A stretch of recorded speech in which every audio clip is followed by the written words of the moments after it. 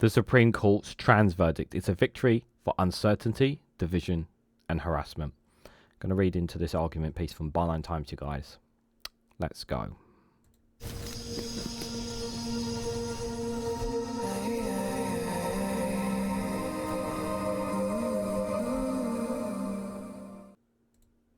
Good morning, good afternoon, good evening, wherever you are in the world. This is Reganelite here with an argument piece from Byline Times, with the headline that the Supreme Court's trans verdict is a victory for uncertainty, division, and harassment.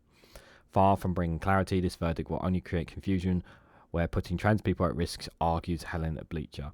Just a reminder, hit that like button and share this across social media so others are notified of this video, guys. Why is this...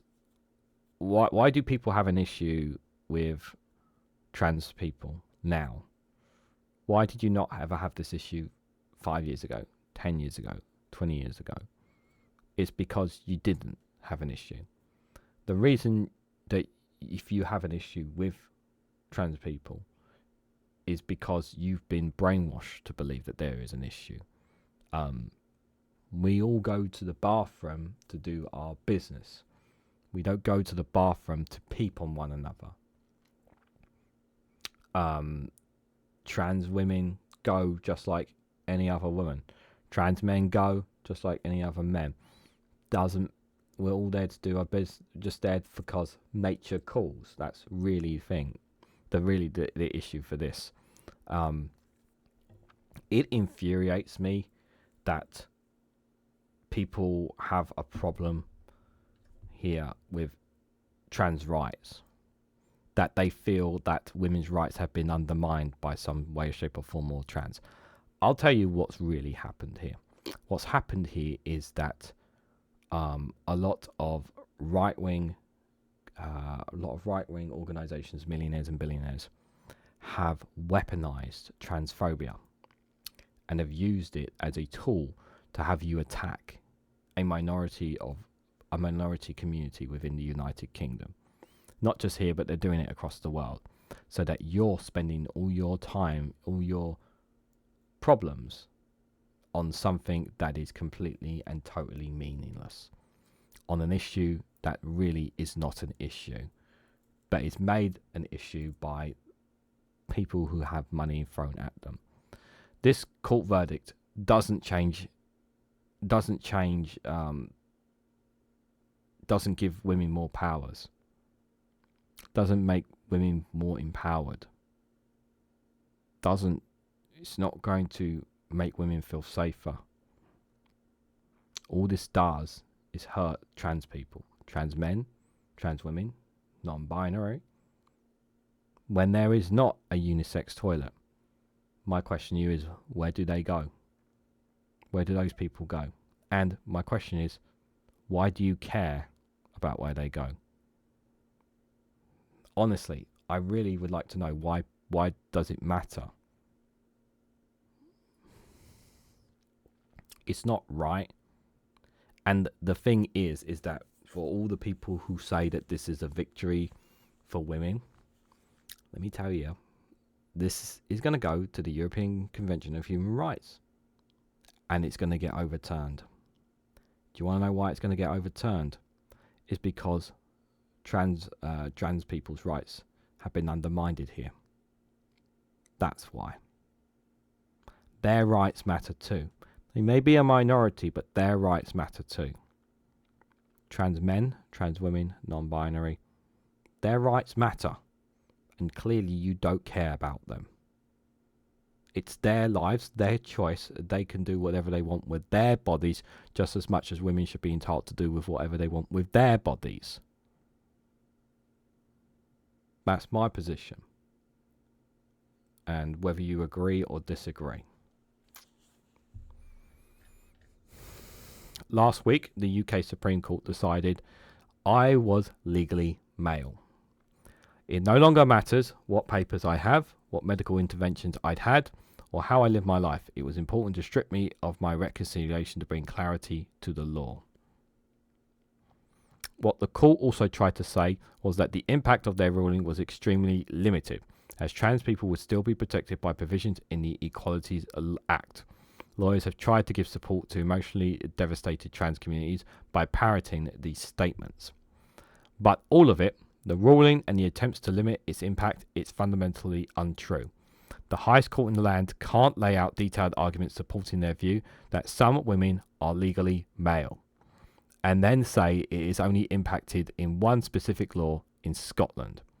Sure enough, the following morning, the chair of the Equalities and Human Rights Commission was on national radio saying that the ruling clearly meant that trans women should not use any women's single-sex spaces or facilities because trans women were legally male.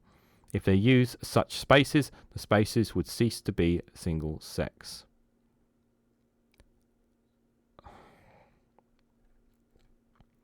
And later on Thursday, the British Transport Police announced when strip searches of trans women were required, they would now be carried out by male officers.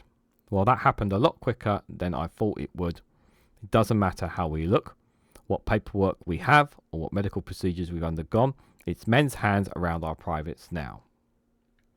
Other women, the ones who the Supreme Court still recognised as legally female, started to ask questions. How would BTP know who was trans and who wasn't? Some trans women are physically indistinguishable from other women. What would happen if a woman who wasn't trans couldn't prove that they weren't trans? After all, weren't all trans women simply going to deny the fact? Legal clarity, apparently. You see what a monumental screw-up that the court has done here.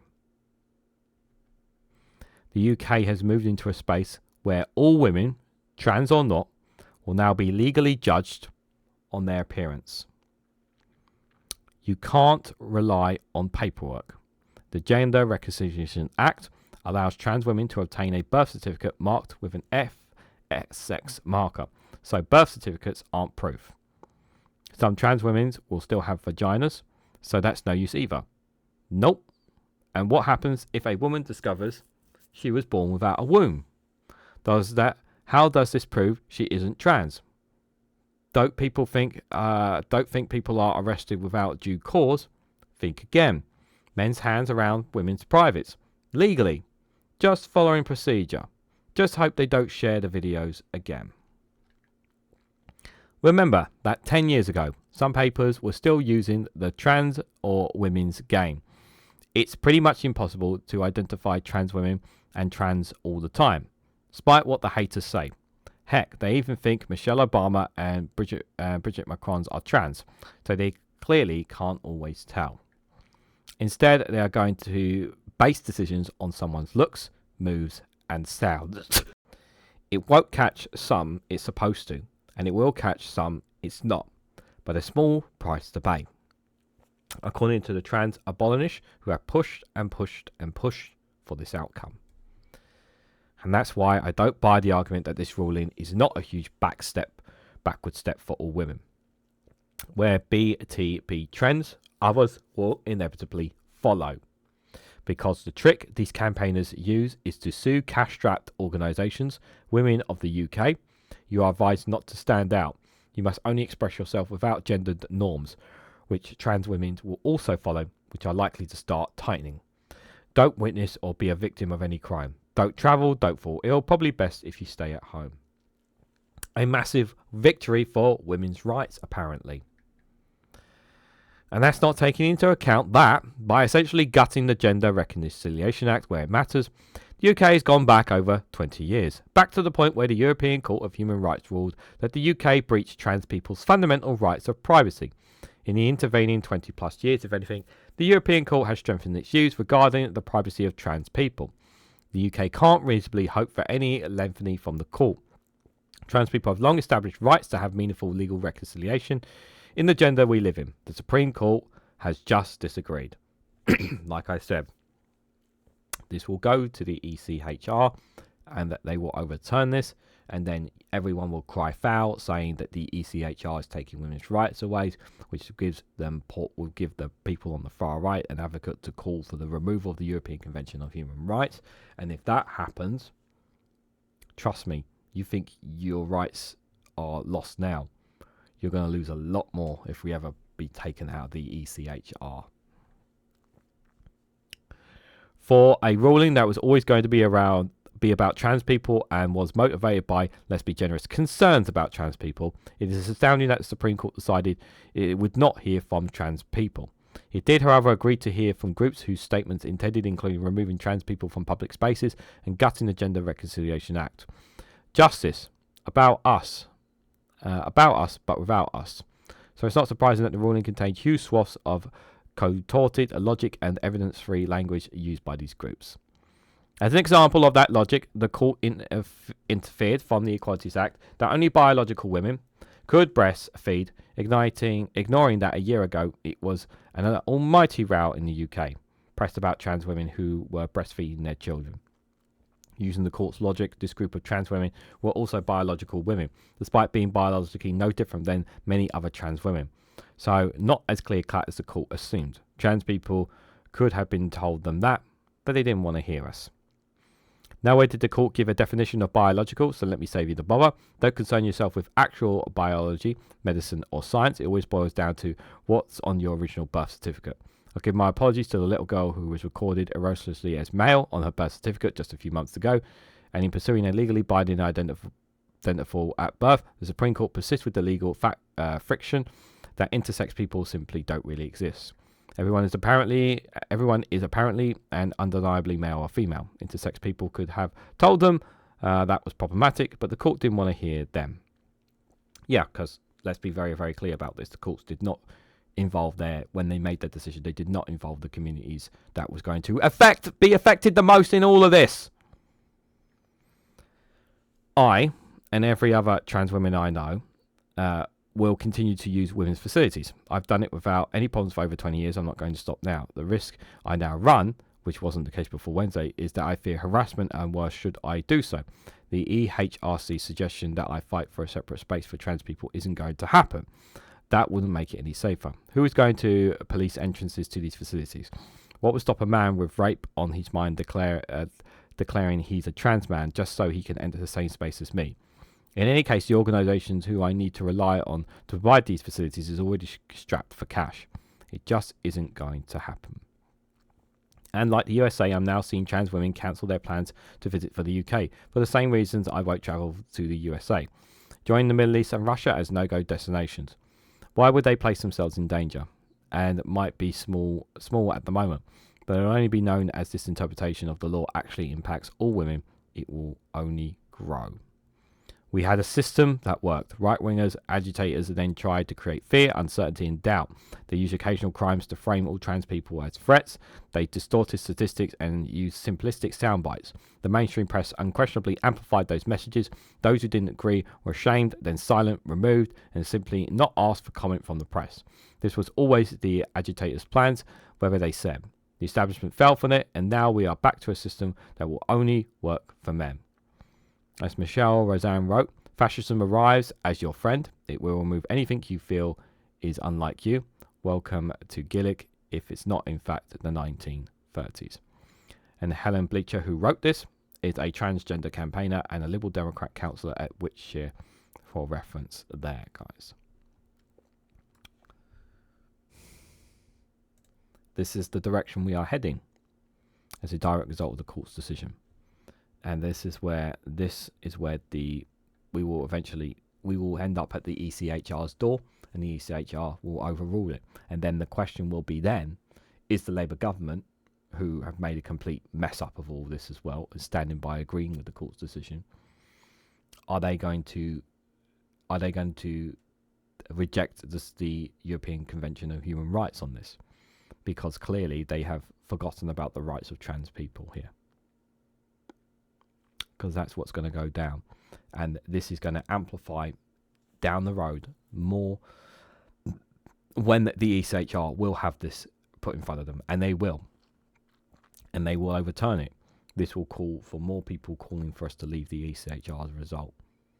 Over something so absolutely pointless.